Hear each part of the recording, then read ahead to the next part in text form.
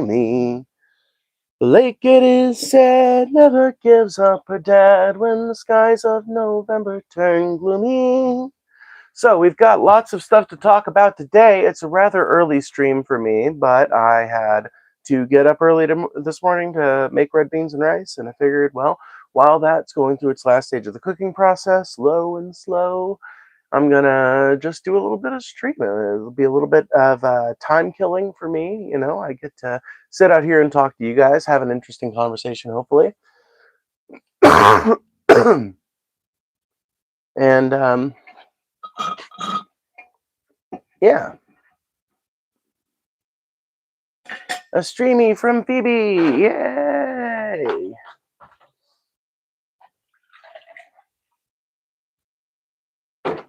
But we've got quite a few things to talk about today. Scotus has made an incredibly interesting ruling about the post office. SCOTUS being the Supreme Court of the United States. We've also got Trump's State of the Union speech coming up in a little while. I think it'll be 9 p.m. EST, so it'll be 8 p.m. CST, 7 p.m. Mountain Time, 6 p.m. Pacific Time.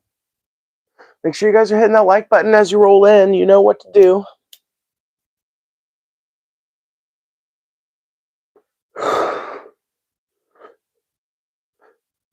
I'm actually shocked by how easy this recipe is for me, the recipe I'm doing in the house. Now that I'm used to it, I used to have to watch the video to get the recipe correct, but now I can pretty much just do it from memory. But that's not what we're here to talk about, is it? We're here to talk about the Supreme Court possibly setting up a precedent that may be used to legitimize the weaponization of the post office in Trump's war against his political opponent, or against his political opponents, because there are very many, this midterm season. Unbelievable. Yippee! Chat's dead right now, but hopefully it'll recover in a minute.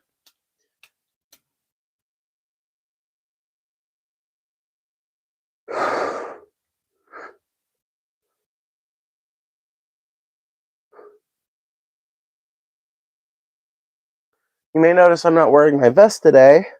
That's because I want to lend an air of seriousness to the things I'm talking about, because I feel like this is one of those news stories that's not going to be covered very much. You're not going to hear too many lefty creators talking about it, but I really think it's a critical step in the Republicans weaponizing the post office, basically, for their own political purposes in this midterms and the upcoming election in 2028. Where'd you get your pipe? My father. I ran out of vape during the big ice storm we had a while back, and I needed some way to ingest tobacco that wasn't that. So I bummed cigarettes for a while, and then my dad was like, well, you know, you can. I've got a few spare pipes over there on the shelf. If you want to grab one, you can have some of my pipe tobacco. And I was like, well, I'll try it. I'll see how I like it. And as it turns out, I don't really like smoking a pipe outside of doing these streams or sitting around in the candlelight writing. So basically, I have found that a tobacco pipe is very conducive to my creativity, which I will admit is not the most feminine thing in the world, but it is what it is.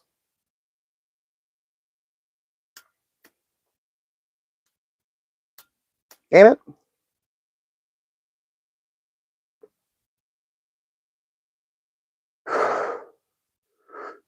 What the bloody hell are you? I'm a mystery to the gods and a nuisance to man.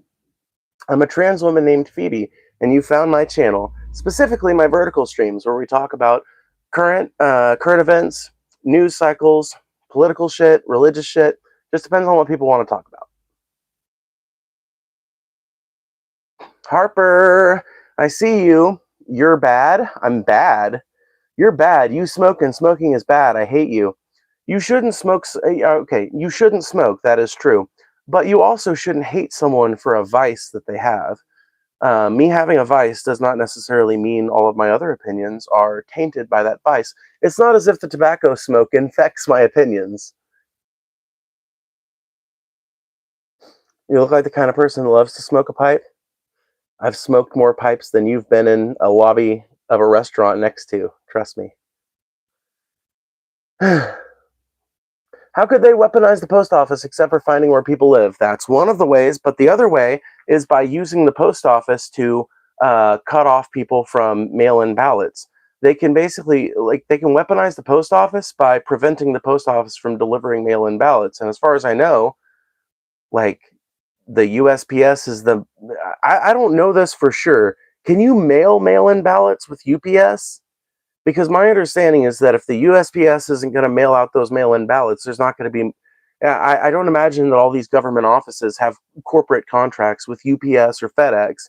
So it's either an attempt by um, the conservative Supreme Court to set up the post office to be weaponized by the Republicans later on during the midterms or during the 2020 election, or it's yet another attempt in a long standing, and this one might actually be more likely. They might be trying to incentivize the public into believing the position that we should eliminate the post office and go directly to just private mail carrying. And the reason why I say this one might be more likely is because this has been a Republican project for a long time. Like, I remember being a kid during Obama's administration, and there were Republicans talking about privatizing the post office. Every time there's some issue with the post office, it's one of these things that comes up. And I'm of the opinion that either this SCOTUS ruling is to further incentivize privatization of the Postal Service, or it's to weaponize the Postal Service later on in the elections by using them to exclude certain slates of voters who are more likely to vote by mail in.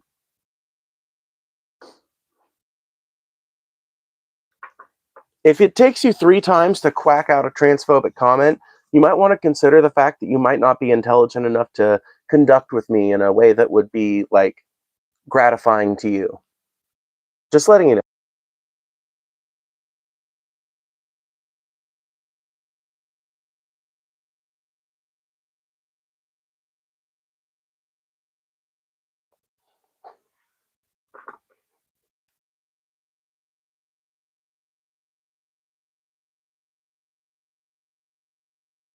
Are you male or female? I'm a woman. That's like, what are you asking about my genitalia? That's none of your business. You would never ask a random woman sitting at like a bus stop or a train stop or whatever what genitalia and like what specific makeup and layout of her vulva she has. So I don't know why people think it's okay to ask that of trans people, but it is a tendency that is becoming more and more prevalent among young people, for sure, for sure. But it's already been prevalent among the boomers, so I guess it's only right that Gen Z pick up the torch.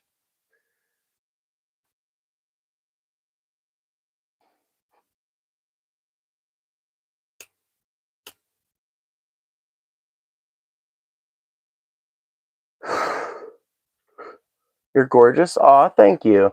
What chromosome do you have, X or Y? Who knows? Chromosomes are actually a hell of a lot more complicated than outward displayed phenotype.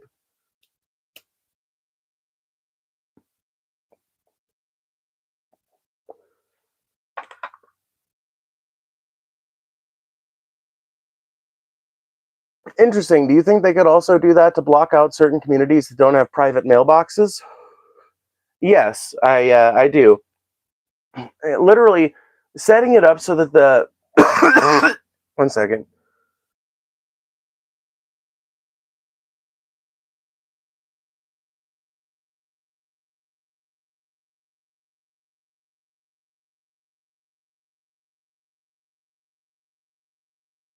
The Supreme Court setting up a precedent that basically says you cannot sue the post office for maliciously not delivering your mail can be weaponized in pretty much any direction you can think of that involves not delivering mail. And yeah, not delivering mail for political purposes would be for malicious purpose. You would be doing it for personal gain, essentially, no matter how much you attribute your own politics to the overall success of the country. Why are there so many haters on the right when trans people only account for less than 1% of the population? It's so snowflake, honestly. Because they are weak minded, simple people that go along with whatever they're told to believe. And they're told by all of the media apparatuses that they watch that people like me are the enemy, not their bosses, not the media, not the media ghouls who control everything they hear and see on television, not the billionaire pedo elites that control everything, including the media that I just mentioned, and the political class and the business class and everything else. It's not those people. It's not the billionaire cabal of pedos. It's not the bought and paid for media that does whatever is most convenient for the most amount of clicks and ad revenue. No, it's trans people that are the real problem. It's not your boss who utterly refuses to give you a raise despite the fact that there's enough money in the company to do it. It's immigrants. Don't be mad at the stockholders who insist on getting record profits every year while you continue to make the same wage. Blame the immigrant. They definitely are the problem. Well, you didn't illustrate how, so you'll forgive me for not being compelled by your argument. What kind of animals do you have? None of your fucking business. Very ladylike? I mean, I'm a woman, so anything I do automatically becomes ladylike by virtue of my having done it. You worship the devil. You need a girlfriend and you need to go to church. Dude, I can just tell by the way you type what part of the country you live in, hillbilly. I ain't listening to fuck all you got to say. I live amongst you. I'm from Mississippi. I still live here to this day. I live amongst you, and I know y'all ain't got answers for fuck or all. I drive on your back roads. I drive through your cities. I see the urban rot. I see the rural rot. I see the camper shells set up on concrete blocks with a fucking truck outside of it, and it's all just well maintained enough that you know that somebody's living off in there, despite the fact that there's a fucking blue tarp covering the roof so that it doesn't leak in a bad storm. I see the poverty in red areas because I live in a red area. I see the rot that right-wing, hard-right, fascist republicanism brings to a countryside.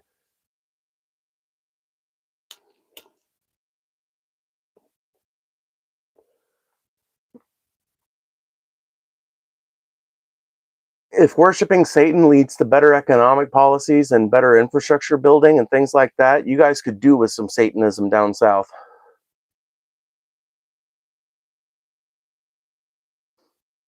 Your language isn't very ladylike. There are plenty of women who talk just like I do. Well, you think I learned to talk in a vacuum? My mother is one of my primary models of who I like. If I had to think of a person that I talk like, it's pretty much my mom. I'm pretty much a fusion of her and a few other people that I've listened to a lot throughout my life. So I don't know, man. Seems like you might just have a bias towards one particular type of woman, which is fine, but it's your problem. It's a personal problem. It's got to do with you and your perceptions, not me. Define fascism: an authoritarian government defined by its close relationship with the corporate elite and its suppression of free speech and free speech, free assembly, and free expression. There you go. Fascism defined. What in the fuck is this? The most interesting stream you're going to find leading up to this fucking State of the Union speech on this platform, so you might as well stay a while. Hit that like button. Help me feel better about myself by letting that number go up just a little bit. No, but seriously, if half of you guys hit that button right now, we'd have 60 likes on top of the mere 8 we've got right now. So double tap your screen or hit the button if that's what you've got available. Are you a girl? Yes. Please get mental help and get off the internet. No. I have gotten a profound amount of mental health throughout my life, and I have never found any particularly compelling reason why I should stop making online content. Your comment does not count as compelling. The only thing that can make you better is Jesus. Jesus is a myth. Like the Jesus that you think of when you think of Jesus is entirely a myth. May have been a Jewish preacher named Yeshua, or maybe anglicized Jesus, that operated in the Middle East around the time of Jesus' documentation. He was not the Son of God. This is evident in the fact that there is no God. And that's evident in the fact that the God of the Bible has specific qualities that are not demonstrable. The model of the world provided to you in the Bible is not based on physical reality, and it is not reflective of physical reality. The earth is not a flat dome resting on 4 pillars. The heavens don't exist. Hell does not exist. We know what's at the center of the earth, and it's a big, giant fucking core of molten iron. We know what's outside of this planet, and it's stars, galaxies, moons, planets, like stellar bodies. No heaven, near as we can tell.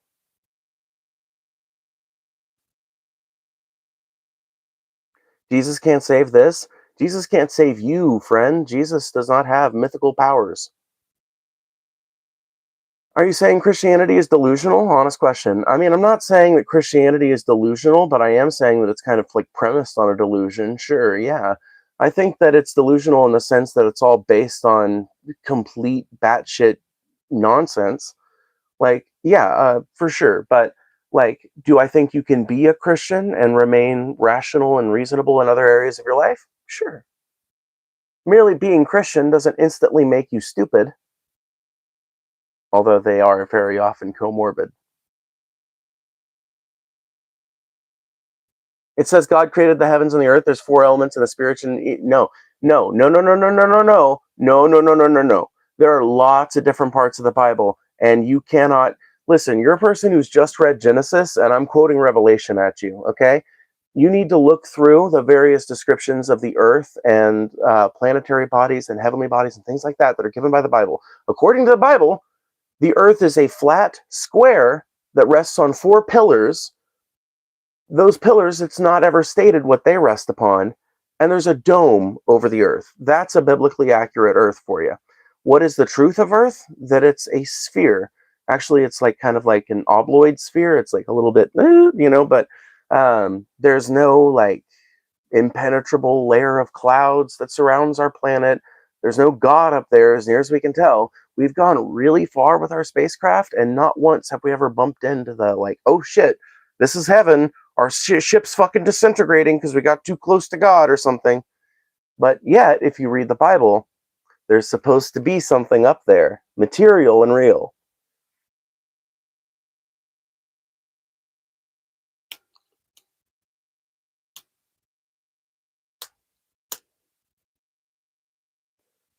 Yeah, biblically accurate Earth is a fucking Minecraft world. According to the Bible, we live in Minecraft world, okay?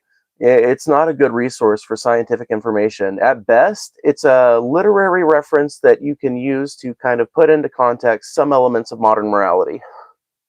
At best. At worst, it's a book of Bronze Age bullshit that encourages people to do horrible, awful, evil things to their fellow man and paint it with a layer of sanctimonious righteousness.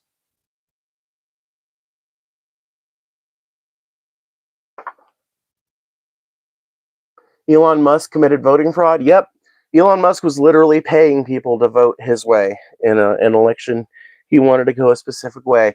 So the idea that the Republicans are not going to use the post office as a weapon to disenfranchise people in these elections is just bogus. And that's exactly what the Scotus ruling, which I keep going back to, enables. You guys need to fucking keep an eye on this. Like I said, I don't think it's a news story that a lot of people are going to cover.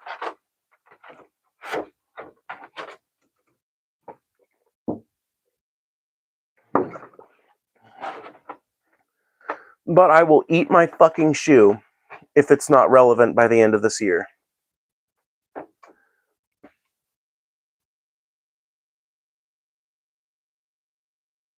If you want to make sure your comment or question gets read or answered, consider sending a super chat. That's 100% true. I do read every single super chat. I just can't read every single chat that happens in the actual chat itself. But I always read super chats, and not at the end either. I usually read them a couple minutes after they're sent. You can also donate through Cash App. In fact, that's preferred. That's down below. Yeah, that's all the shilling for now.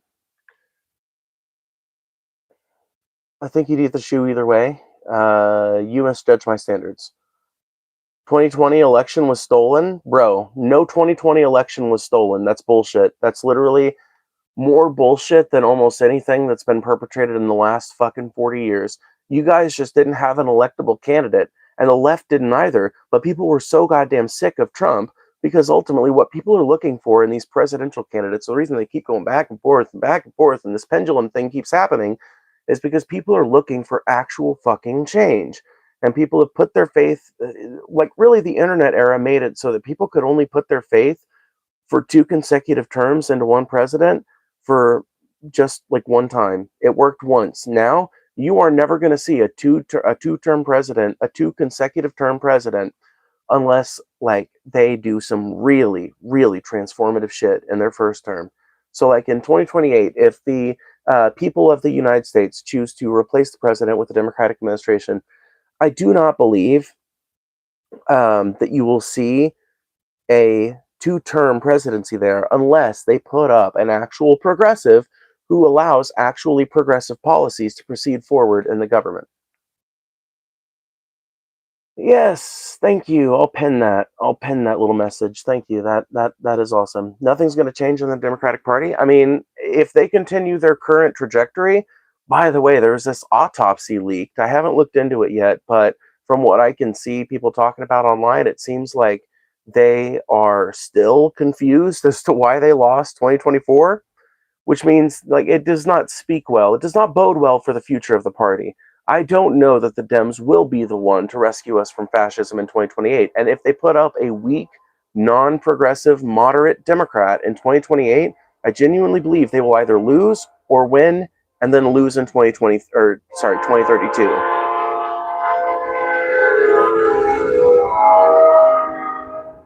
Thank you, Train. You're a fool to think any party actually wants to serve citizens. You're also a fool for pretending to be a woman. Okay.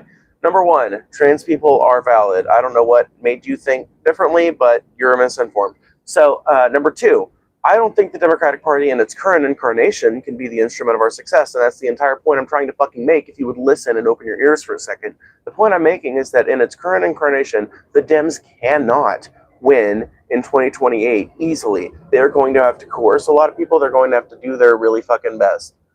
None. Huh? All right. Well, Nambot, thanks for the $5. I don't know what you're trying to say there. None S? Huh? But hey, thanks for the $5. Anyway, oh fuck, what was I talking about? God damn it. No, I'm off track. The Dems are cooked commies, bro. I wish they were commies. You have no idea what a fucking communist is. To you, communist is not some like theory-based thing that has like some basis in people's writing and literature. To you, communist is just a buzzword for person I don't like. It's kind of like how a lot of people on the left use fascist as just kind of like a throw around buzzword. I don't. I pretty specifically apply it, but a lot of people will use fascist as just a throw around buzzword, and as a result, a lot of people think it doesn't mean anything anymore, but it does. Similarly to how communist has been stripped of all meaning because everybody from Joe Biden to fucking Kamala Harris to Nancy Pelosi has been labeled a fucking communist at this point. So at this point, you can be a center-right person and still be a communist to a certain section of the population, which is one of the reasons why, by the way, I think the Democratic Party, if they want to have any fucking hope of consistently winning in future elections and improving the state of like America as a country, they need to embrace progressivism and ideas like socialism. They don't necessarily need to embrace some kind of like entirely socialist policy, I don't think. I mean, I wish they would, but I don't think they have to do that to be able to win elections consistently and change America for the better. I think that they just need to adopt some fucking socialist policies and defend the use of the term, because you know what happens when they it's like Pete Buttigieg once said, I think he really put it really fucking well. You know what's going to happen if we support universal health care? They're going to call us a bunch of crazy fascists. You know what's going to happen if we don't support universal health care? They're going to call us a bunch of crazy fascists or communists or whatever it was. So let's just do the right policy. And I think he was totally right. No matter what you do, there is a third of America that is going to call you a communist. If your policies differ in any way from the Republican parties, you're just a communist to them. So embrace the term. It's only a third of Americans that feel that way. The rest of us are pretty fucking like open to exploring the idea that there might be a good idea you could attach to that frame, to that phrase. Sorry. Xena, 2 months as a Dark Cardinal. Look at that. Membership is awesome. You guys should sign up for the membership. I read member chats before I read anything else besides super chats. So consider signing up for the membership. You're awesome, Phoebe. Keep it up, even if you did poison me at the meetup. These chatters are ridiculous, and I adore you pushing back intelligently. I did not poison you at the meetup. What the fuck? I did not. I mean, I might have smoked you out. I probably did. That's the problem with me, though. Like, if you're not... I should warn people about that, or maybe I should just be more cognizant of it or something, but I'm one of those people that attracts smoke, and I'm very, very prone to sharing it with somebody. And I think, like, because I will smoke so intently and at such quantity, I think it encourages people around me to do that too. But I don't know. Maybe I should work on that, because you probably were a bit greened out by the time you got to the drink.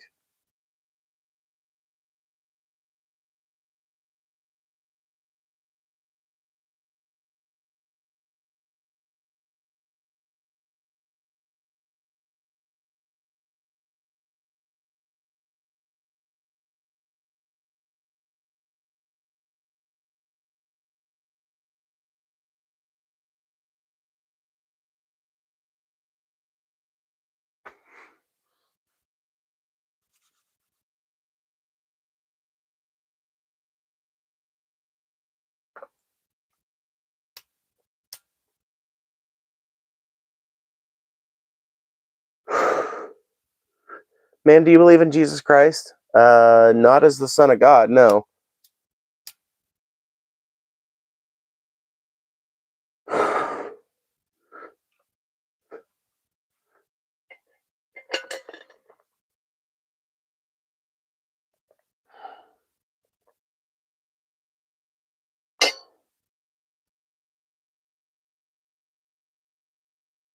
Smoked you out, lady? You're built like paper? What? Huh? Make sure you guys hit that like button. Come on. Tap it. Jesus is a mental construct? Yeah, I tend to agree. How old is your dad? Very old. He is getting very old these days. For real, for real. I know that tastes like shit. Yeah, I mean, like, toward the end, a pipe does definitely start tasting like ass towards the bottom of the bowl. What's your opinion on Donald Trump? That he is an insurrectionist fool who should never have been allowed to even step foot towards the doors of power a second time, but that now that he's there, needs to be roundly dismissed by the political class, but seems to be getting largely empowered by them, even those who claim to be his political opponents. Sometimes I feel like me and other lefty content creators and our audiences are like the like last remaining vestige of leftism among, like, people who would vote for the Democratic Party. I know that's not the case, because I see the statistics, I see the polling, I see what issues people care about and what they want to see happen, and it's all progressive shit.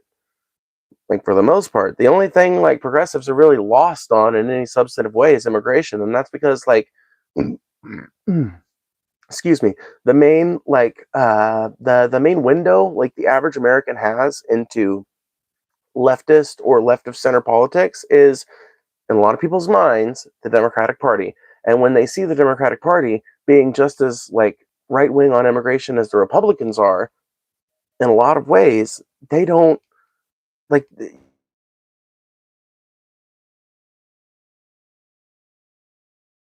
exact kind of policy. It's just one of them wants to do it a little nicer. There's no hate like Christian love. Say it to the fucking trees. Say it from the rooftops. There's no hate like Christian love.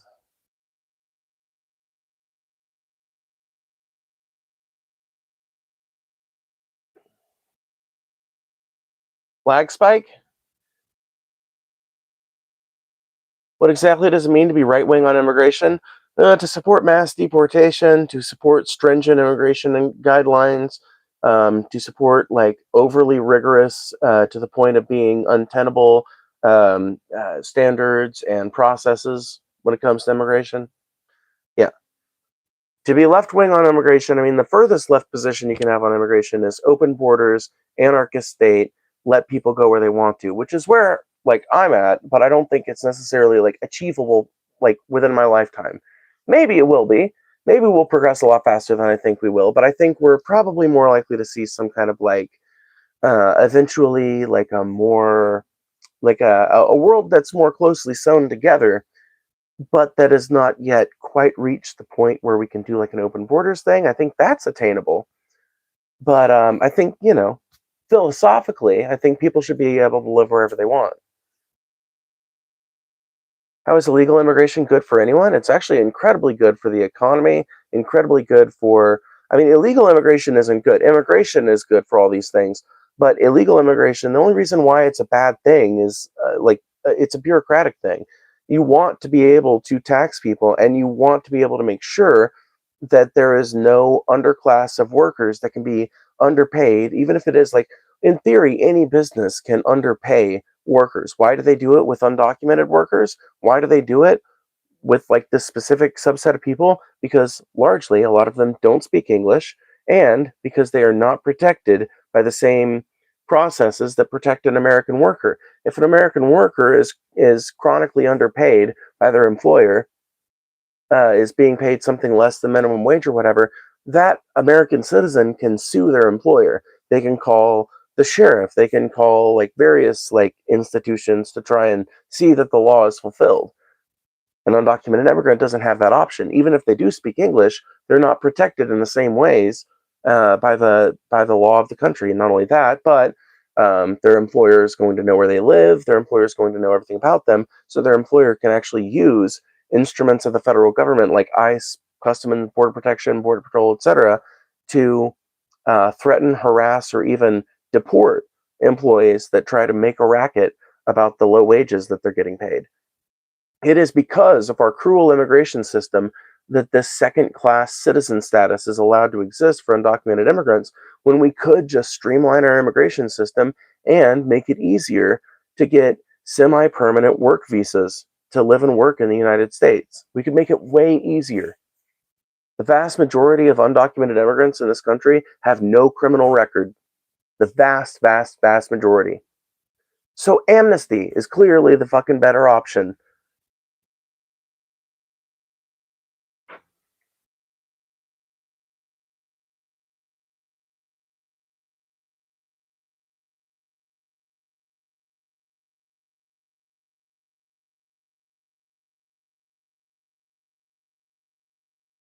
I disagree with it being good for the economy. We lose trillion because they don't get taxed and they send money out of the U.S. Nope, not the case. Because they are paid so little and their labor is so valuable to the economy, they generate so much excess value through the exploitation of that labor. You literally have no idea how much extra fucking revenue is derived through the exploitation of illegal immigrant labor. It makes up for any deficit that may come from some of that money, that very little amount of money that they're being paid for their work under the table here in the U.S. over to Mexico or Honduras or whatever it may be.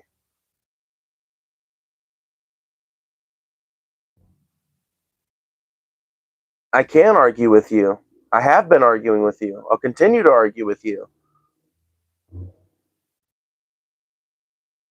You're wrong, bro. They steal jobs from Americans and they don't get taxed and they send it back to their home country. You're fucking mental. Bro, no fucking illegal immigrant is stealing your job. You're sitting around with your thumb up your ass on your couch because you want to, not because a Mexican immigrant stole your job, bro.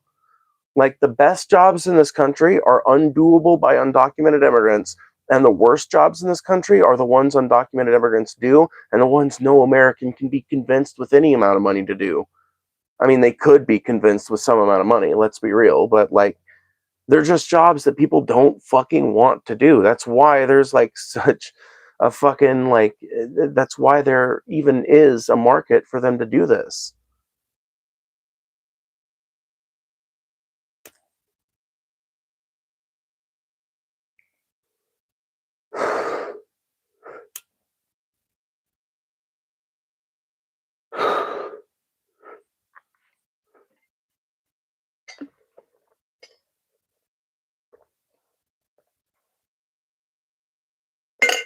You live in the sticks and it shows. I do live in the sticks, that's true. But I haven't always. I haven't always.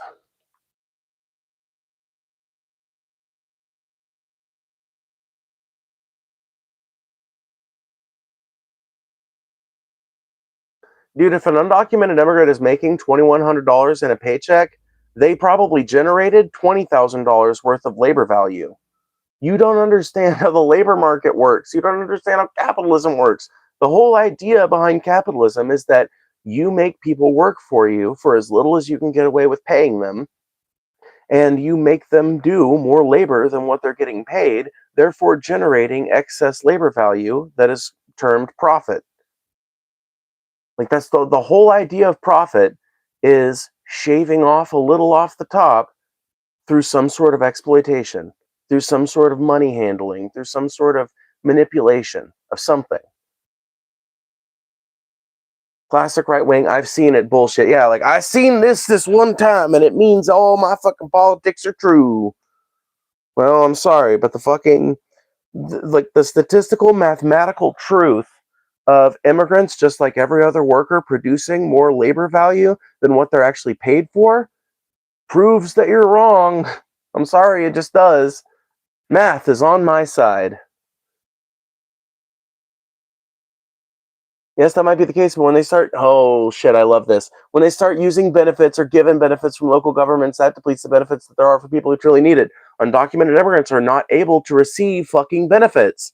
There might be some limited outreach programs in specific municipalities, but that is profoundly different from, like, the food stamp system or something like that.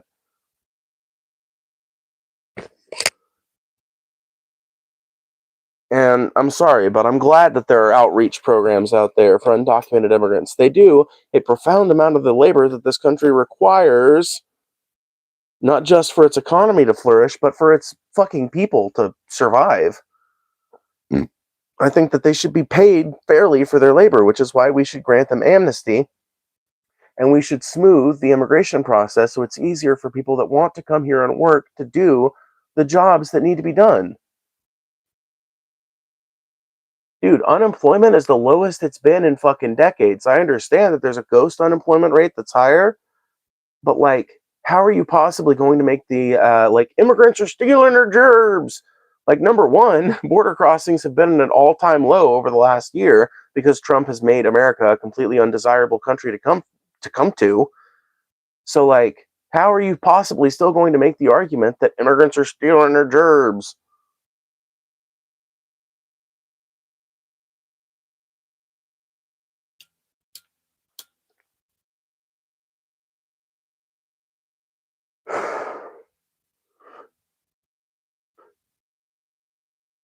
Giorgio, I haven't seen you in here in a while. Give ICE's budget to the immigration courts and things will work better. 100%. Yes, yes, yes. Literally, literally, I've made this point so many times and I'll make it again. A big part of the reason why immigration doesn't fucking work properly in America is because a ton of the money we should be spending on immigration judges, courts, bureaucratic processes, expanding that system is spent instead on fucking enforcement. Enforcement, by the way, which has been shown to be ineffective. Like, unless you're going to make the country into an authoritarian dystopian hellhole where everybody that does live here wants to leave, and the people that would move here normally don't want to come, like, you're always going to have people trying to get into America. It's the fucking land of opportunity. It's the fucking land of the free home of the brave. Is it, like, how the fuck did the country that had Ellis Island forget its roots this hard and deep?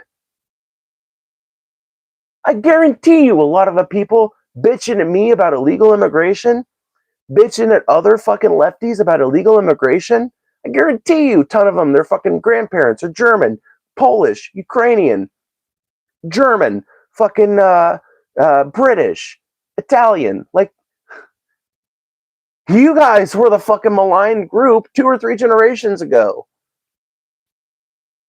I'm speaking as a heritage American. Everybody in my family's from 300 fucking years ago, bitch. I've been here longer than any of you. And I want more immigrants to come to this country because they have added to the diverse story that has made my life so beautiful and that has contributed to any little bit of beauty you've ever had in your life. The digger jobs? Bullshit. Bull fucking shit. Literally, the what is it called? The unemployment rate has been dropping since COVID. Since 2021, the unemployment rate has dropped every fucking year. How is that happening if immigrants are taking all our jobs? Your life is built on a lack of truth? That sounds like projection coming from you, Microbe Joe. Thank you, Ghetto Jesus, for the $5. I appreciate that a ton. Let me see here. I hate that people say ICE is okay because other countries have immigration enforcement. It's okay that the U.S. has ICE. Well, I think it's just fucking, it's bullshit from a number of different directions. Let's just go over the number of directions it's bullshit from. So, number one, ICE is a redundant organization. There are two other organizations that fulfill the exact same duty. So, Immigration and Customs Enforcement sounds a whole lot like Customs and Border Patrol, doesn't it? Or Customs and Border Protection, sorry. As it turns out, they fulfill basically the exact same role. Do many of they're tasked with many of the same fucking activities, and what activities CBP is not tasked with, ICE, or I'm sorry, what activities CBP is not currently tasked with that ICE is, could be transferred to CBP in the event that the Department of Homeland Security was eliminated. Because, by the way, it's the most recent department of the U.S. government. It didn't, like, the only reason why it exists is because the US had been trying to come up with a reason to create a surveillance state for decades and finally came up with a reason for it in the wake of 9/11. It does not need to exist. It is not a required part of the enforcement structure. Um, so ICE could go away completely, and probably CBP or Border Patrol could too. These are redundant organizations. We don't need three fucking bureaucracies wasting money on enforcing the same goddamn problem. Eliminate two of them and put all of that money towards broadening the fucking immigration processes bureaucracy. The thing that enables people to be seen by an immigration judge. The thing that enables people to process through those watch lists and the fucking wait lists and everything.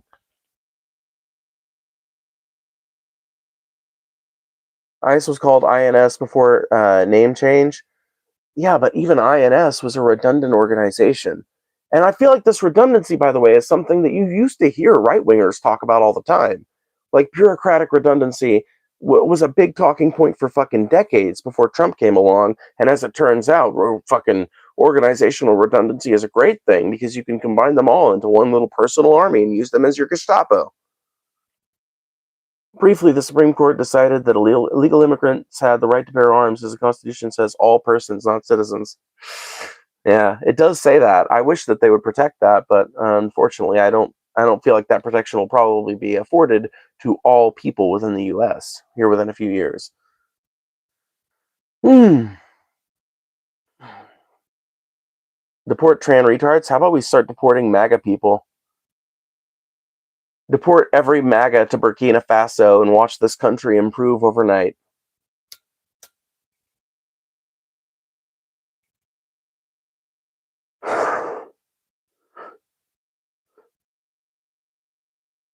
Good point. Use those funds for better immigration processes. Exactly. ICE does not need to exist. It was created in 2003 with the Homeland Security Act, which created the Department of Security, renamed INS to ICE, and expanded its duties.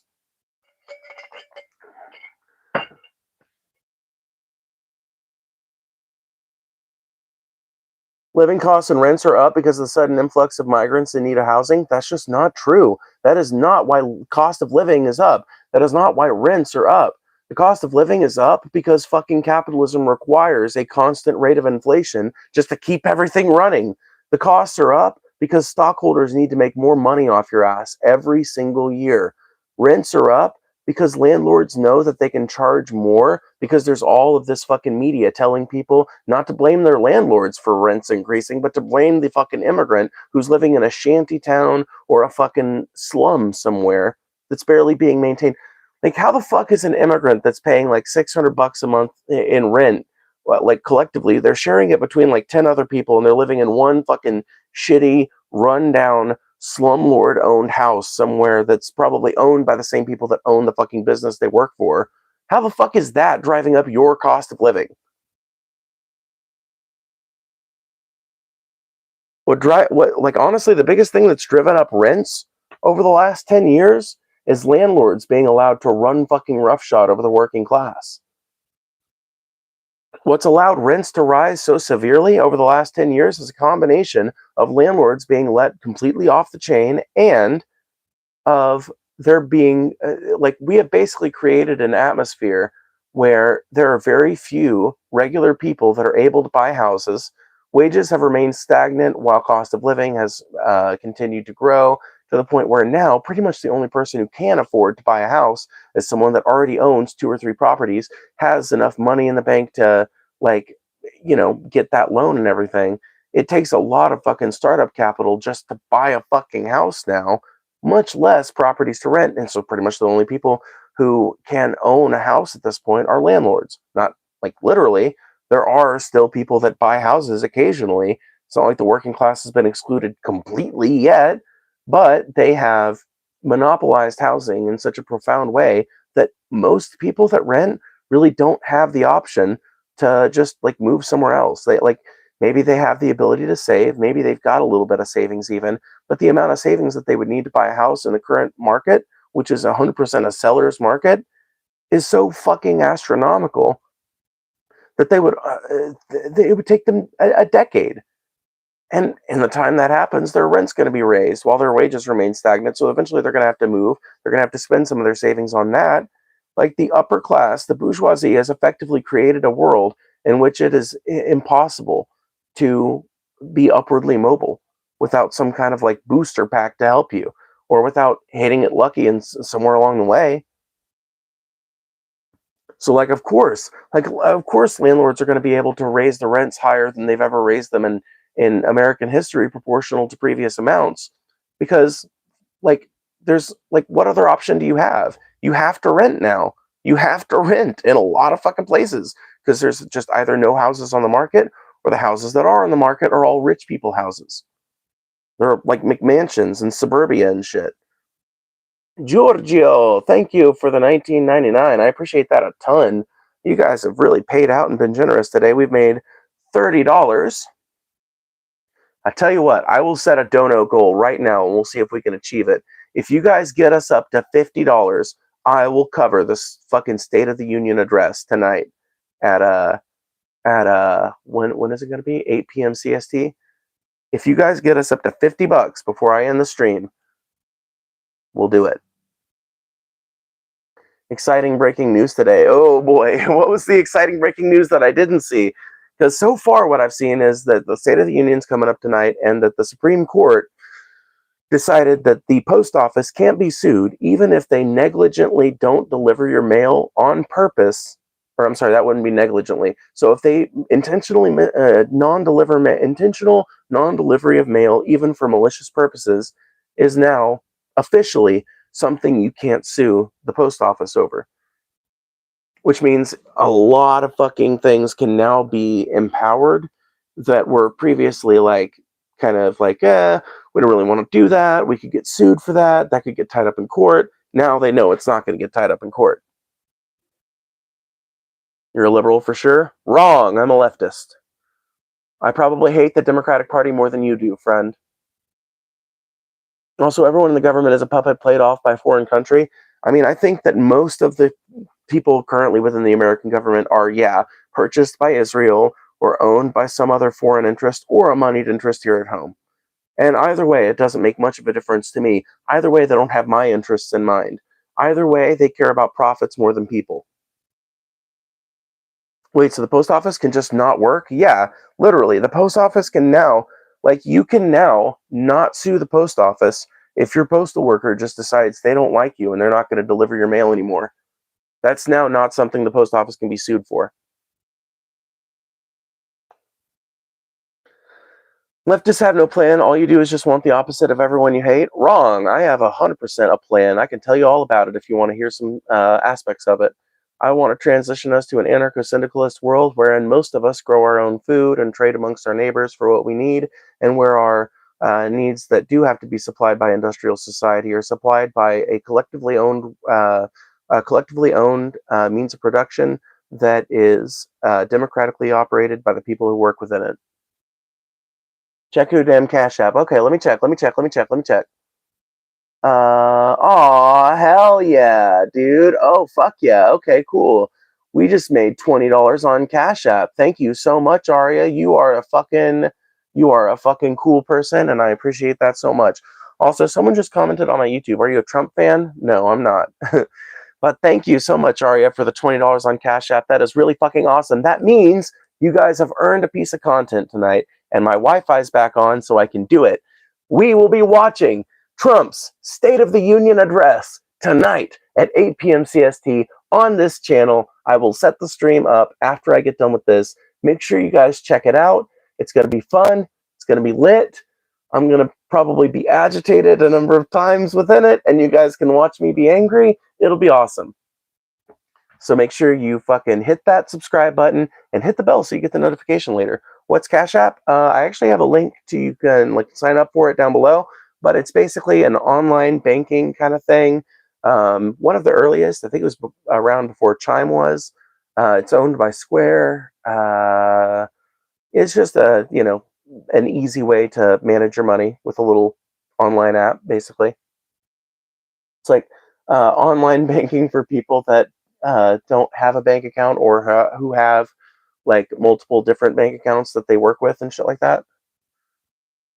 Yeah, no, I know that Obama was the deporter in chief. That's what I keep telling people, is that I'm not a liberal. I'm a leftist. When I say that I'm against immigration enforcement, like this hardcore mass deportation style of immigration enforcement, I disagree with kids in cages, whether it's Trump, Biden, or Obama. I don't care.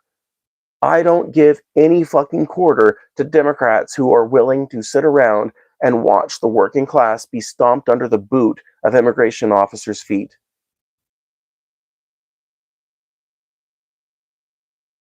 That's $50 a day. Made double that in stock in the last 15 minutes while I've been here. Well, look at that. You leeching off the fucking capitalist system, as always. Fucking stockholder benefits from having big fucking like ownership of stocks. News at 11. I mean, like, what was I supposed to take from that? Like, what, you think I'm impressed? Lots of people like leeching like you are. Lots of people. Like lots of people, proportion like in proportion to um, the amount that would be righteous and just, which is zero, right? There are tons of people who, by virtue of being born into a rich family, have to basically do nothing to earn money. And for some reason, we're perfectly okay with that class. You know, I was having an argument with someone the other day, and they brought up, like, well, why would people accept some class of people that just has to sit around and do nothing, and they just get to have a bare bones apartment and all this other shit? And I was like, well, I mean, you say that, but we currently accept a very small group of people at the very top who have way more than anyone at the bottom does. And all they have to do, like to make money, is occasionally take a phone call and occasionally sit in on a board meeting. That's it. That's their entire life. That's how they make all their money. And like for some reason, people are perfectly okay with accepting. Um, they're okay with accepting the. I wish I could remember the way the poem put it. Like the bum on the take, but they're not okay with the bum on the rods.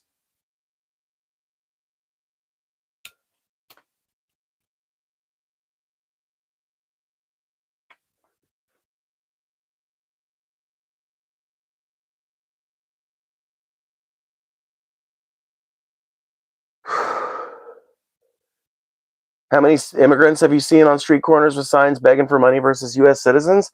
I swear to God, my entire life, I've seen pretty much only citizens doing that. There have been very few times in my life where I saw undocumented people, or even Hispanic people in general, spanging. I used to live in a minivan and make my money by sitting on a street corner with that guitar, with my fucking guitar case open with a sign in it. That's how I got myself around the country. And I interacted with a ton of home bums and fellow Spangers during that time. The vast, profound majority of them were U.S. citizens. Yeah, most are white people. The vast majority of them are white people. White men, no less. Not that I have anything against men, it's just worth noting, you know? Hold on one second, I gotta use the bathroom.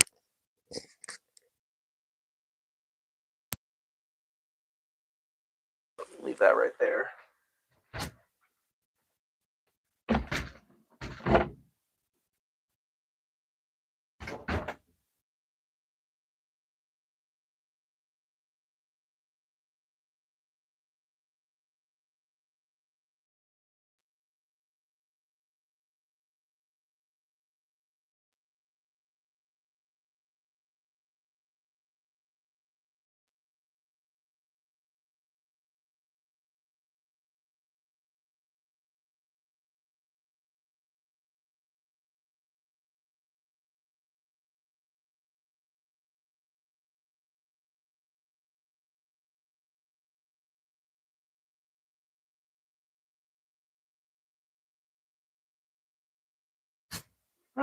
Alrighty.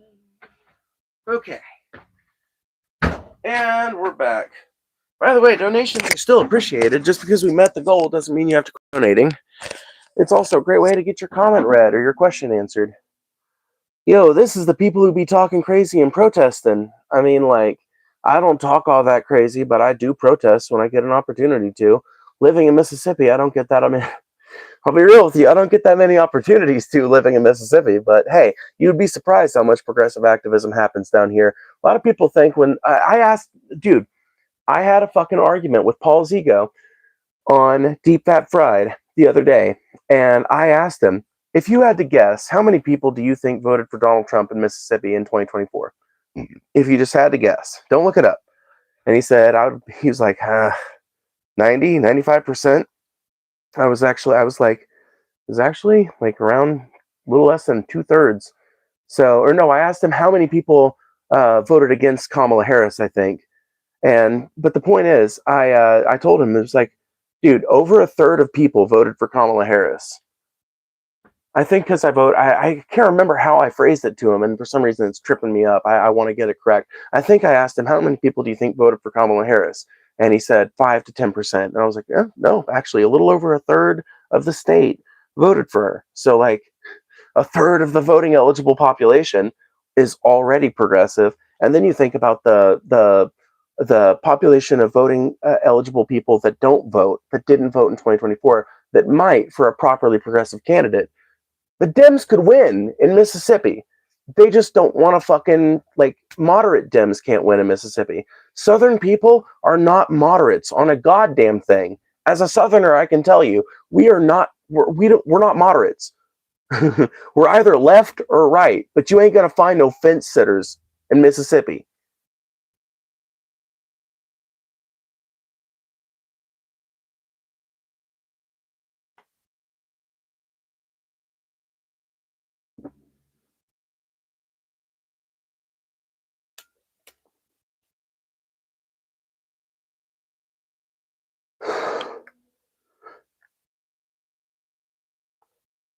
They need to vote. I'm convinced they don't vote. There are lots of people down here that are progressives that don't vote. That's 100% true. Lots of them don't. Because, like I said, the Democrats have not put up an actually properly progressive candidate in decades.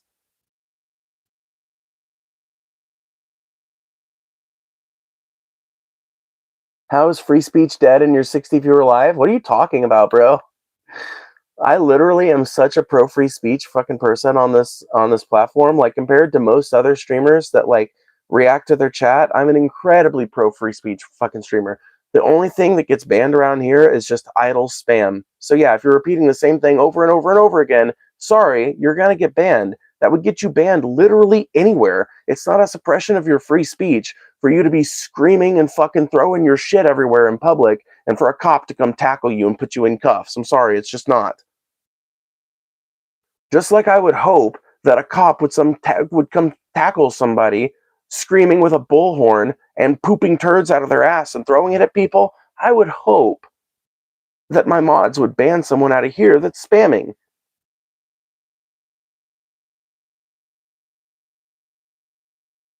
What do you do for a living? Um, I always like to try and find a more endearing way to put this than what it basically is. But like, I sit on these YouTube lives, I talk to people, and if they want to make sure their comment or question gets read or answered, or if they want to pay for a specific piece of content for me to do, then I set a goal, or I let them know that that's how they can get their comment read, and money just happens. I don't know, man. I'm as shocked by it as you are, okay? What can you play genre-wise? A lot of folk punk, a lot of like indie and alternative from like the early 2000s and 90s, a little bit of Weezer, a little bit of Shins, a little bit of City and Color, a little bit of Neil Halstead, a little bit of Slow Dive, a little bit of Phoebe Bridgers, a little bit of Mischief Brew, a little bit of Pat the Bunny, Wingnut Dishwashers Union, a little bit of Smashing Pumpkins.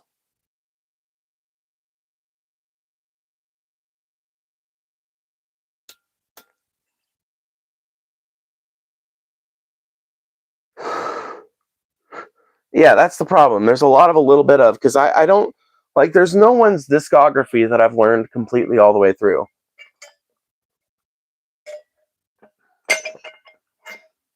There's a few people I've gotten close. Like, there for a while, like 10 years ago, I knew most of City and Color's discography. But then they made 10 more years worth of music, and a lot of it I don't vibe with.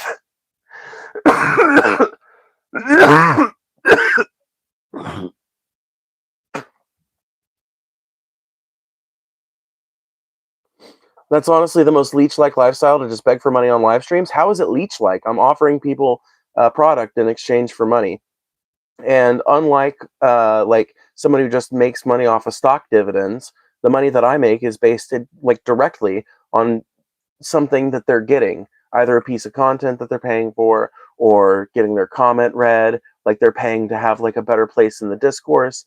Like, you can argue about whether or not it's an ethical product to offer, I guess, but in my mind, it's one of the most ethical ways you can make a living, because you're being supported directly by people who want to support you, who are willing to give you a little bit of money because you entertain them.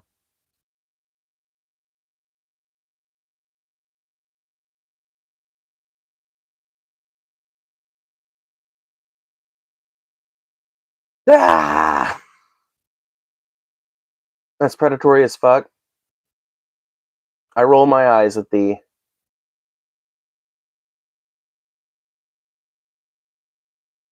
These rude people aren't working. They've been on this chat. Yeah, 100%. If you're in this chat, spending a bunch of time talking in here, you're either not working or wasting your employer's money. Also, corpo job life is gay. Yeah. By the way, the person who just said that is a professional chef for a living, and they have sent me tons of money because they like me and want to see me succeed. So, like, I don't know, man. It seems like a fucking you problem. There are tons of working people who love contributing to this channel because they love knowing that there's a crazy trans woman out there arguing for leftist politics from a relatively rational and level-headed place. How dare she manipulate us into willingly giving her money? I know, dude. I know.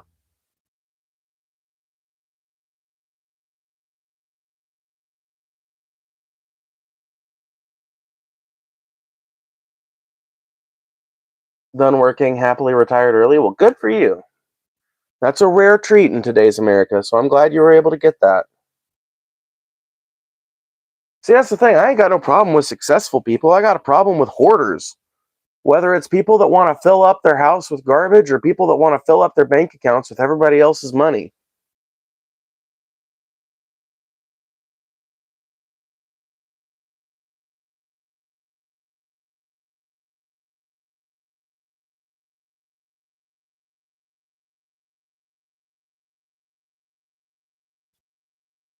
The thing I'll never understand is people will not like something or someone and still spend their free time entertaining it. I know, it's like there's like literally no bigger loser shit than like sitting around idly wasting your time in the chat of someone that hates you just to talk about how much you hate them and try to talk shit on them, because like, what are you possibly like, is it, I can't imagine that that's actually fun. You can't be that fun for that long. So I refuse to believe it's like a matter of like personal entertainment. It's probably just like something missing in their lives or a need for attention from a trans woman. Either way, it's weird and they should address it.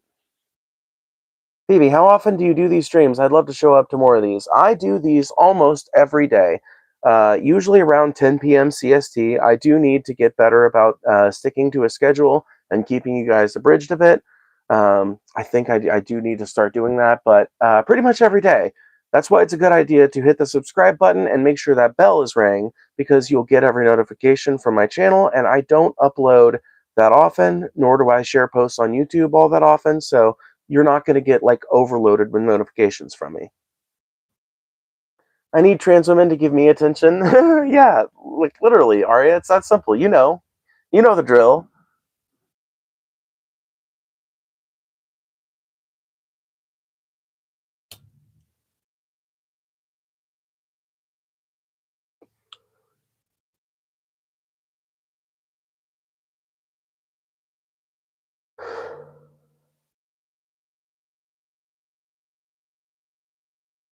Don't even worry about it. Don't even worry about it. I'm just fucking proud of you guys, man. We have gotten up to fucking Um, $50 today, which is awesome. Great infusion for the end of the month. But I'm wondering if we can make a little bit more. I would love to see if we can get up to 60, but we'll see. We'll see what happens. I know I'm jumping for joy because Aria sent fucking 20 on Cash App, and it's so nice because I can use those instantly, and it's just such a wonderful help. And you should all praise Aria for being so generous. Can't even answer a simple question. What are you fucking talking about? Ain't nobody skipping your question. Ain't nobody ignoring you. Boy, why are you acting foolish? I'm not a boy, and foolish is an entirely subjective term, and I'm not particularly compelled by your usage of it. Have you ever played Deltarune? No. Can't say that I have. Can't believe the viewership has dropped this low, although it does usually fall off quite hard around the hour mark. So I guess I can't blame people too much. It is what it is. What type of content do you typically make, Phoebe, outside of live streams? I am going to start uploading video essays. Basically, like the same kind of thing we talk about here: current events, philosophy, politics, religion, whatever comes to mind and seems interesting to me that day. I've actually got like 3 or 4 different projects in the works that I need to finish and put together to put out there. They're in all in various states of completion. But one of them is about the relationship that um, the 24-hour news cycle and marketing has to our everyday lives, and how it's kind of like influencing people's minds and making them more tense and angry with each other. I've got one that's about AI and how it could be this really wonderful technology that really revolutionizes people's lives, and how I think we do need to be kind of different on how we talk about it and approach things from a different way than the left seems to be unified in approaching them right now. Another one is about uh, actually, there's one I can't talk about, but then there's another one that is about. Oh, I also don't want to talk about that one, but it's about a prominent right-wing content creator. We'll put it that way.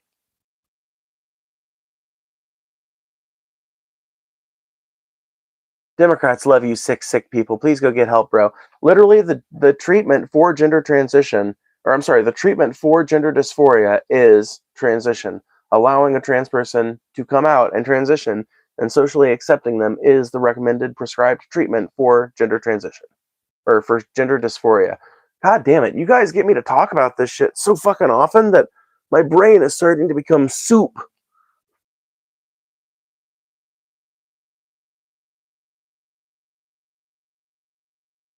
Oh, yeah. Okay.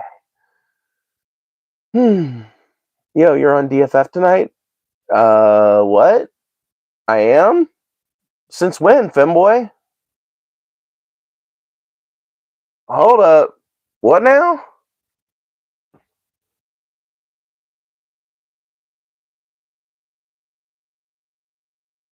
Doesn't matter if someone is a nerd. I don't think people understand how much of a backhanded insult this is. I mean, it's kind of silly because calling me a nerd implies that I'm like super intelligent and shit. I DFF gonna kid you, Phoebes? What? What is happening? Okay, I fucking put a comment in the. Let me check my Discord. Well, I put a comment. Kid Day?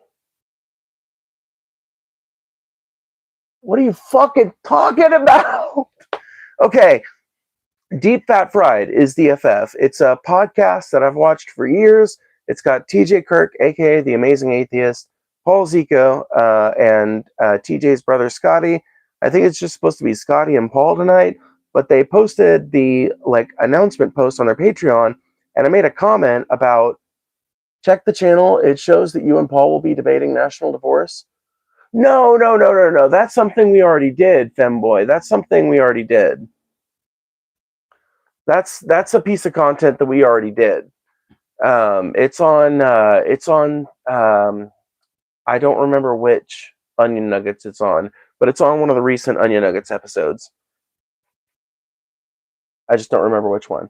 So that's a piece of content we already did. But I did make a comment on the Patreon post saying, "Hey, I'm free tonight. If you guys want me, let me know." And they didn't message, so I was like, well, whatever, you know. I just figured I'd extend the I'd extend the offer since it looked like they weren't going to be covering the State of the Union with TJ. But you know, I didn't really expect anything of it because it's like whatever. They got their own thing going on over there, you know. They don't need my dumbass.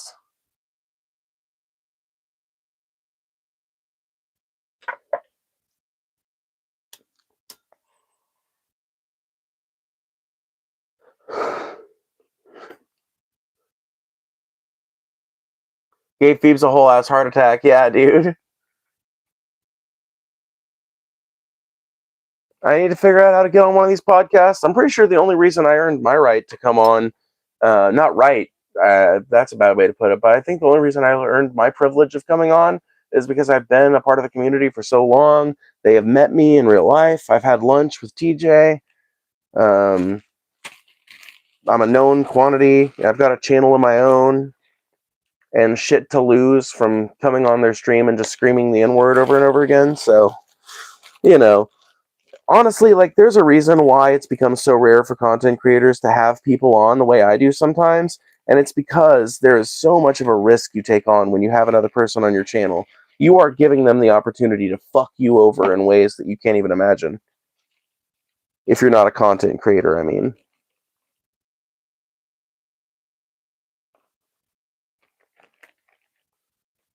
Oh damn, I missed it. Just seen the notify me alert under it and got excited. Well, you should watch it. I think I made a pretty good case for it. I think we got derailed in the argument a few times, but I think that ultimately I made a pretty good case.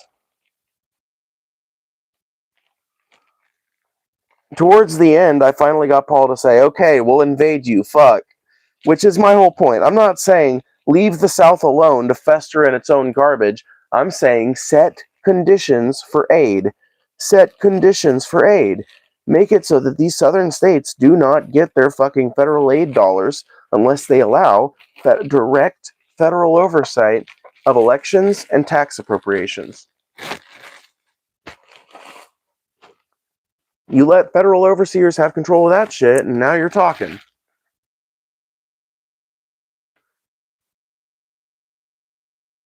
Damn, DFF chat is trying to caramelize Paul. Dude. Okay, you guys need to go over there real quick and say Phoebe's chat loves you. Search Deep Fat Fried on YouTube and say Phoebe's chat loves you. Okay? Hi, Joseph. Hello, hello. Okay, none of your business. I'm fucking gonna look at your channel activity, and this question better be the best goddamn question. Do you believe children should get sex change operations if they want it?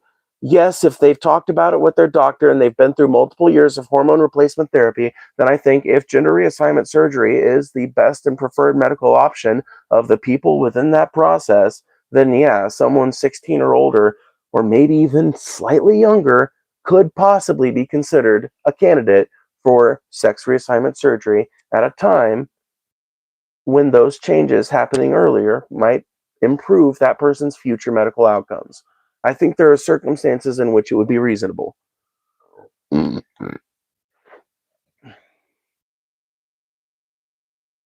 Nice blouse. Thank you. Thank you.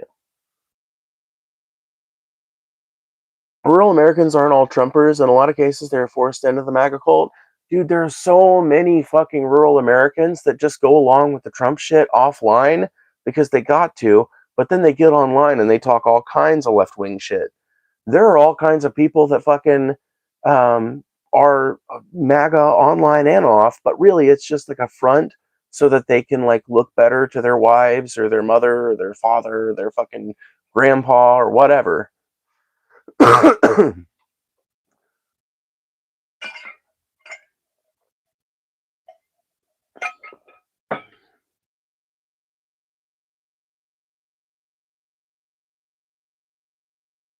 I have to wait 5 minutes before I can chat. Damn it. Damn it. Man, they've got their fucking shit to sub fucking subscribers only mode. Well, you guys should still go subscribe to their channel because Deep Fat Fried does a lot of good work. They're pretty funny and they're pretty chill.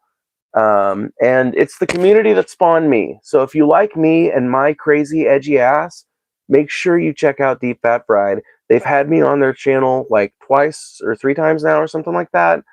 So I'm, one of the only recurring guests they've had, right along fucking Demon Mama and Vosh.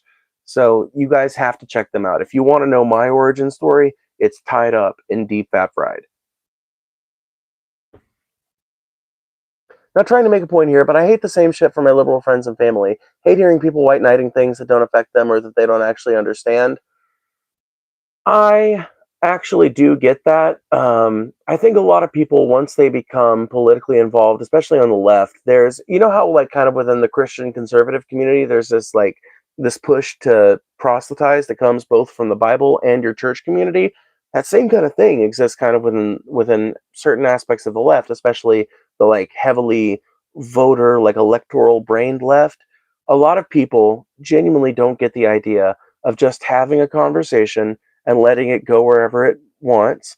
And a lot of people don't understand also the virtue, the effectiveness in making a calm, level headed argument that doesn't sound like white knighting. Because you can argue for the things you're saying they're white knighting for without white knighting. You can do that. Like, it is a thing you can do. You can make an argument for the Palestinians without white knighting about it, Like, the support is great, but sometimes it feels off. I 100% agree, yeah. Like, there are people that feel the need to get really self-righteous about it, and I think that's what you're talking about. Yeah, it just feels like they're parroting the right thing to say, 100%.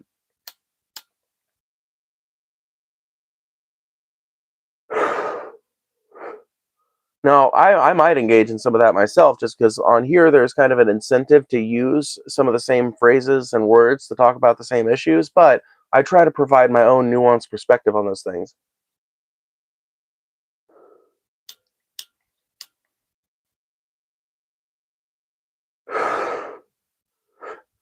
Yeah, see, the left lacks PR and social skills.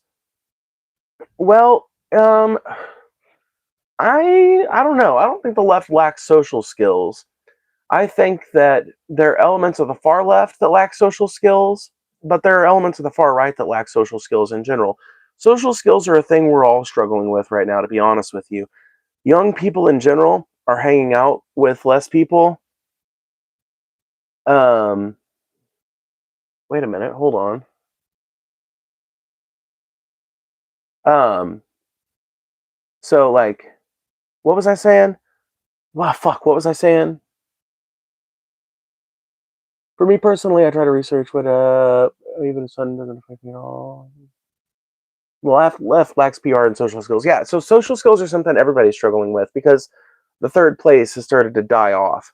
Like back in the 80s and 90s, I wasn't around back then, but I can tell you kind of what they were like based on some of my own reading and people I've talked to and people I grew up around. In the 80s and 90s, the third place was a very real thing. Most people that didn't live in the country at least lived close enough to a relatively safe park or a park that was perceived as relatively safe that they felt comfortable going there. There was lots of stuff to do there. There were natural features that made them kind of enticing for kids as well as adults. Um, there was arcades. Arcades used to be a thing in pretty much like every town, no matter how small, unless it was like 500 people, they had an arcade of some kind. Um, Libraries used to be like there used to be more libraries. Libraries have been closing over the last 20 years. So like the death of the third place is real. Like a lot of businesses that used to allow themselves to be third places no longer allow themselves to be. Starbucks, for example, doesn't want you just buying a coffee and hanging out in there for 3 hours. They want you buying a coffee, drinking it real quick for 10 minutes, maybe at a table, and then leaving so they can fucking process that table out for somebody else.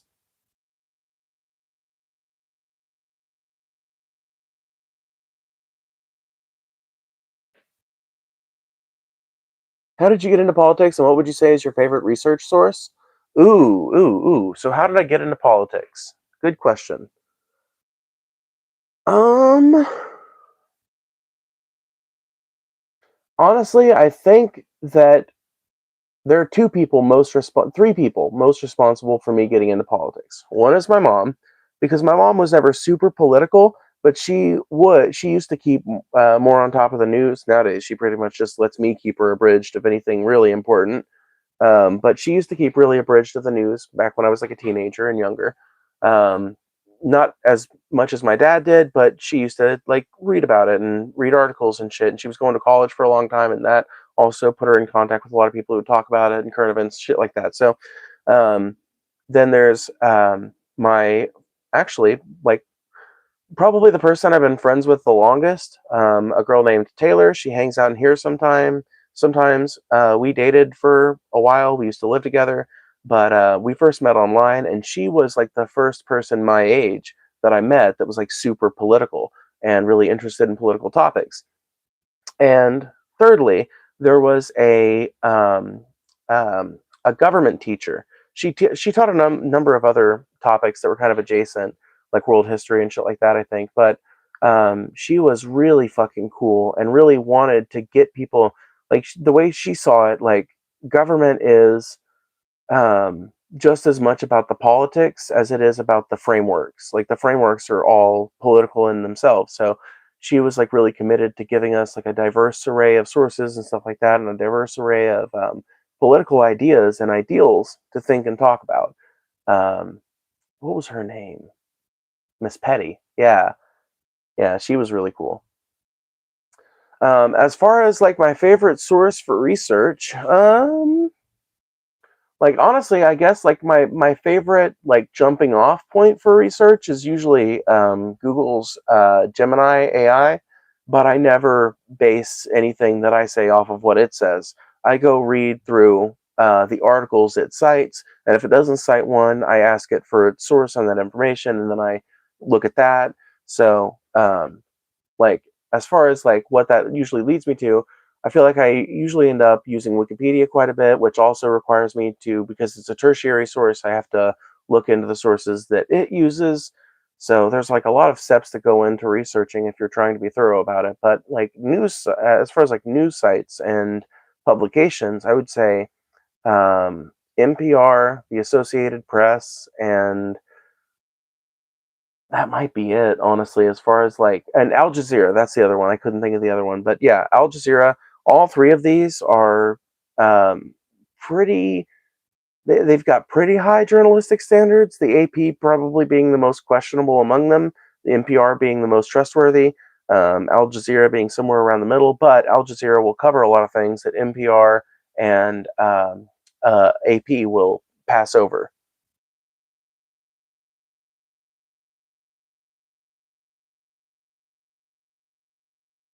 I struggle with social skills heavily. I also struggle answering questions specifically asked for my opinion. I'm gonna try to get better at it though.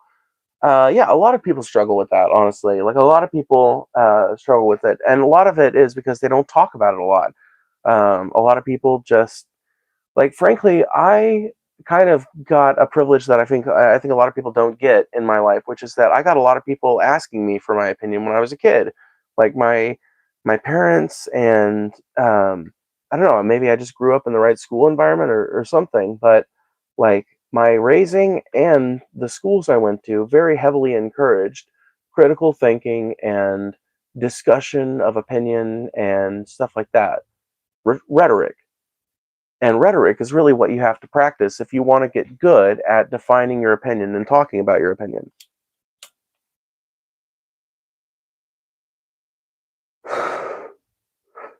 Making good arguments is equal parts rhetoric and confidence. Personally, I don't support AI, but you at least go and read the sources the AI took the information from. You do more than what others do, however. It shows those around you noticing your intellect. I don't know about that. But I think it's good to ask people for their opinions when they're a kid in general. Like when they're a kid, when they're a teenager.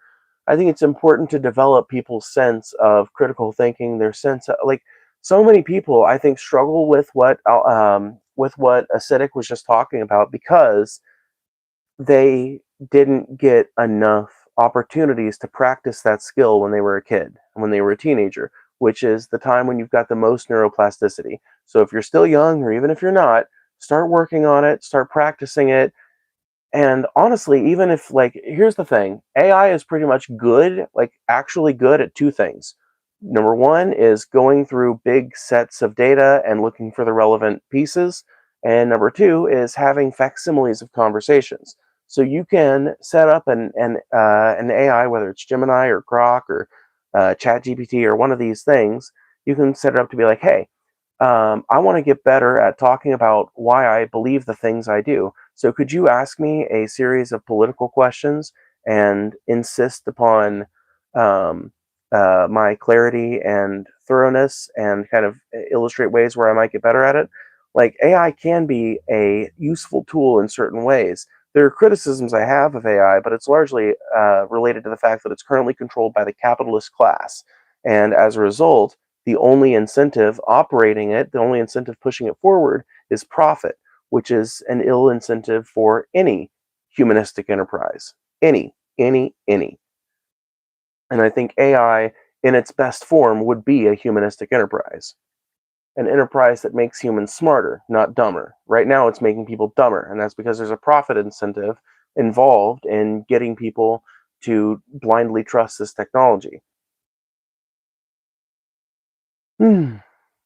If the left-leaning perspective was easier to explain without academic jargon, the majority of the populace would be on the left. The majority of the populace already is, actually. Like, if you look at the statistics, like on a lot of issues, the populace leans left. I think what you're really talking about is like they would vote left. If they would make leftist arguments, they would be. I kind of feel like you're saying, if leftism wasn't so hard to academically explain, more people would get into academic leftism. But I feel like that's kind of putting the cart before the horse or jumping the shark a little bit. Um, Here's how I feel about it. I feel like there are very, very easy populist arguments to make for the left wing perspective that don't require any academic jargon. And I try to bust some of them out when I'm talking to everyday people. When I've got tons of people in here and I'm just talking to regular people, I'll be like, it's like when I was making that point earlier about like trans people are not the reason why your life sucks. It's your boss that refuses to raise your wages, even though the fucking company made enough last year. They cleared enough in the last quarter to make it. They could afford it.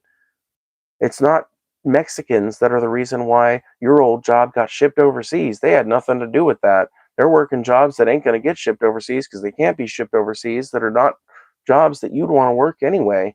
And you're talking about a highly technical job that got shipped off to some other fucking highly technical factory, and you're just happened to be one of the many victims in your small town that got caught up in that money moving. And that's just money man shit. And that, they're high powered, politically involved people at the top, elites, as we might all call them, responsible for that transfer of wealth, responsible for the depletion of your savings account to keep you alive. There are ways to talk about the baseline idea of leftism, which is that hierarchy, unfair hierarchy, is wrong, and that profits are not more important than people, that in fact, people are worth looking after, and that human life is a thing worth investing in. The improvement of human life is worth investing in. Like, all of these things are things that are obviously best explained with academic terms, but you can get someone, like, a lot of people already are axiomatically left wing on some level. It's just getting them to understand how to apply that to specific policies. And you can do that, you have to do that with non academic language if you're trying to convince everyday people. You can doubt your own intellect, but you're exceptionally well spoken. Oh, I think that's pretty much all I got going for me, though. I'll be real with you. I don't think I'm that smart. I don't think it takes a genius to come up with like the shit I talk. I just think a lot of people have relegated their thinking abilities to um, people that are way better paid than they are, because they figure, well, how did they get to that position if they ain't got the smarts to do it or whatever. I feel like there are lots of people that don't read, and I don't necessarily feel like, I don't know, man. It's just the thing. Like, I fucking don't feel like I am that smart when compared to a global baseline. I feel like the only reason why it seems like I might be smart in comparison to like the average Mississippi dumb fuck is just because, I read and I'm like well spoken. But ultimately, I don't think you have to be a genius to come up with the ideas that I've come up with, to believe in the things that I believe in. But I do appreciate the compliment. When it comes to talking to the right, the key is mirroring and making sure that the other person sees that you understand their stance. I 100% agree. Yes. When it comes to talking to the right wing, you have to understand that they often are not coming from a position of like dedicated ideological Nazism. I've been terminally online all my life, and I think the only way I could have conversational parity with you would be in text with time to respond.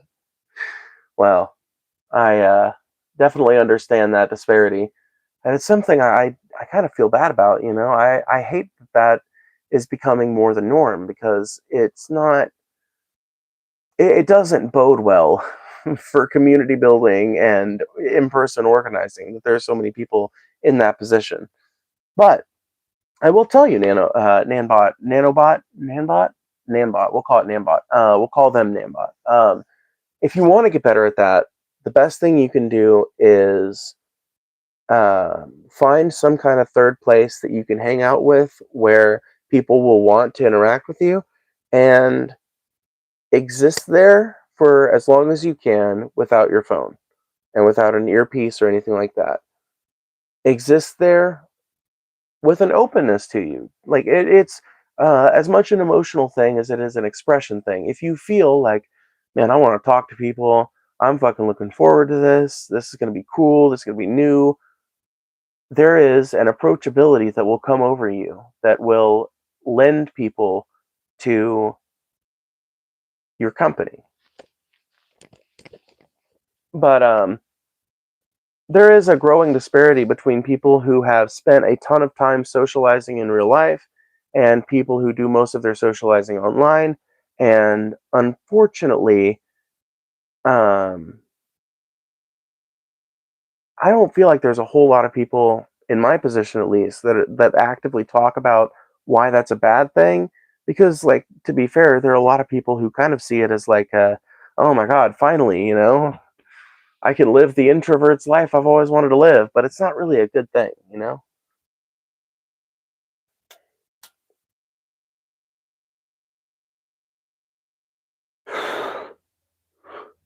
That being said, I do understand it because a lot of times for a lot of people, socializing involves hanging out with people they really don't want to hang out with. They don't like. Here's the problem I ran into living in Mississippi trying to socialize. And part of the reason why I don't put that much emphasis into it anymore and socialize so much online is because, like, number one, I've done a fucking ton of IRL socializing, so I've already received most of the benefits from that. Not that I can't receive more. I'm not saying that it wouldn't still be beneficial for me. I'm just saying it's something I could still do that I largely don't, because there was a couple of years where I was socializing with people down here more often, and I just kept running into the same feeling. Holy shit. There is literally fucking, like, there are just sometimes you just live in an area where your choices for people to hang out with are very limited. You can either hang out with like total scumfucks that are gonna like fight half the time you're hanging out with them, or you can hang out with like religious bigots that are gonna be like trying to convert you the whole time. And if you're in a situation like that, there might not be much you can do. But I suppose we're about to get off of here. Um, the views have dropped precipitously, and at this point, I'm just sitting around talking to 10 people like a fucking shit tier streamer. Um,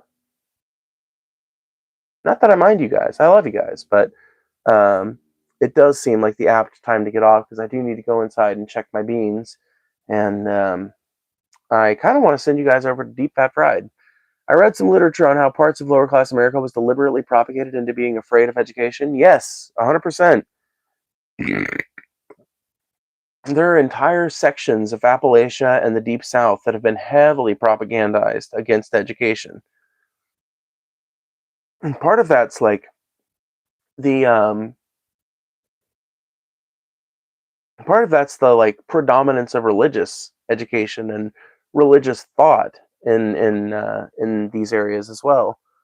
Hello, Ember. Ember, what a pretty name.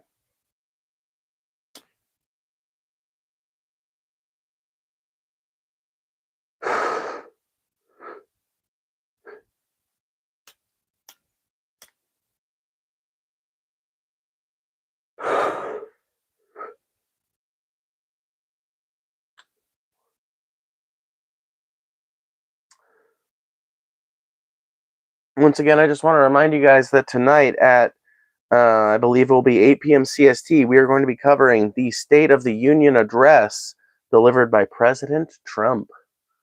We're going to see what the State of the Union is according to the world's most senile world leader.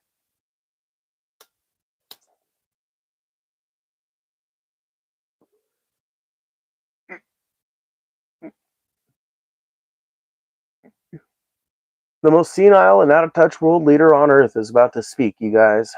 Aren't you enthralled to hear what he has to say? Oh.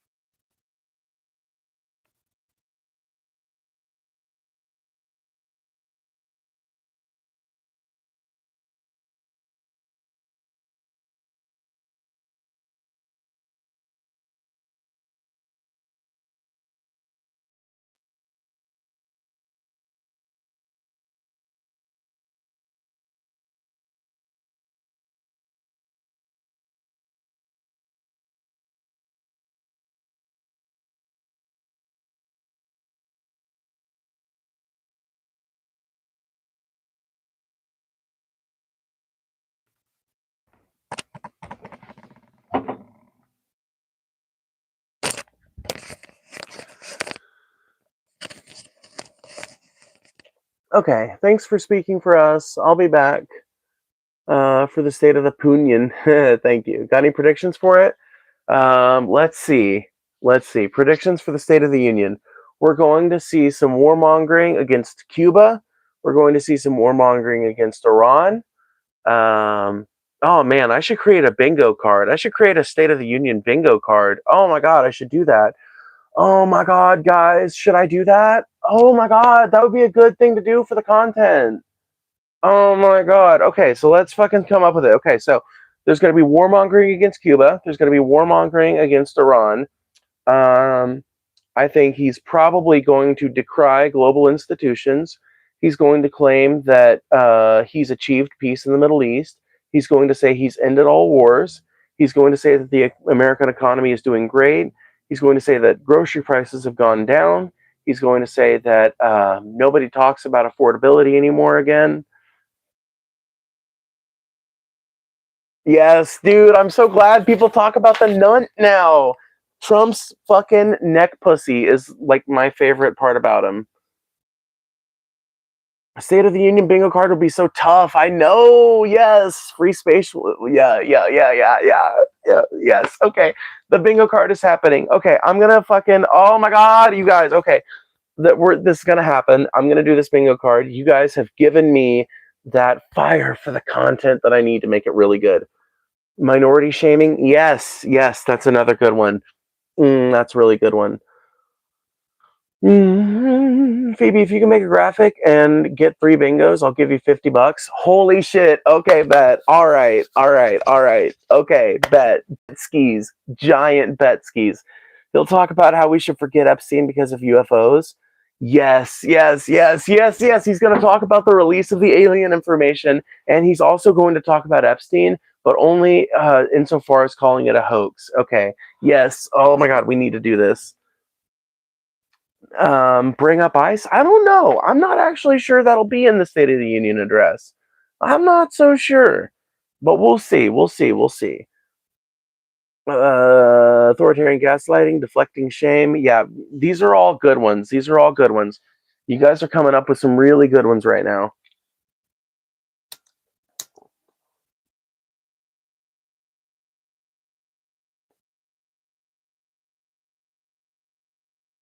I got $20 on it. Nice. If we get a bingo, we've currently got $70 riding on it. Holy shit. Okay, so what I'm going to do right now is I'm going to go ahead and get off here because I need to go check the red beans and rice I got going on in the house. Here in the next hour or so, be on the lookout for a be on the lookout. I don't believe his speech is set to start till 8 p.m. CST. So be on the lookout in the next hour or so for a stream that you can click the notification button for. It will be set up. You can either watch it on mobile or on desktop. I will have both orientations set up for you guys. So keep an eye on that. I'm going to go ahead and go. There's a channel called Deep Fat Fried that after I get off of here, I want you guys to go over there. I'm a mod on their channel. You'll see me over there. It'll be on my alt account. I'm PhoebeOfie2, but I'm a mod over there. And you guys can fucking support them a little bit, hang out in their chat. But don't spend all the money you'd spend on me on them, god damn it. No, I'm just kidding. If you want to send them a super chat, feel free. But you should go watch their content. Even though I don't have that many viewers, I want to send a few over there because they're really cool. But don't forget about my fucking State of the Union coverage, which will be happening around the time that his speech begins at 8 p.m. CST. 8 p.m. CST. 8 p.m. CST.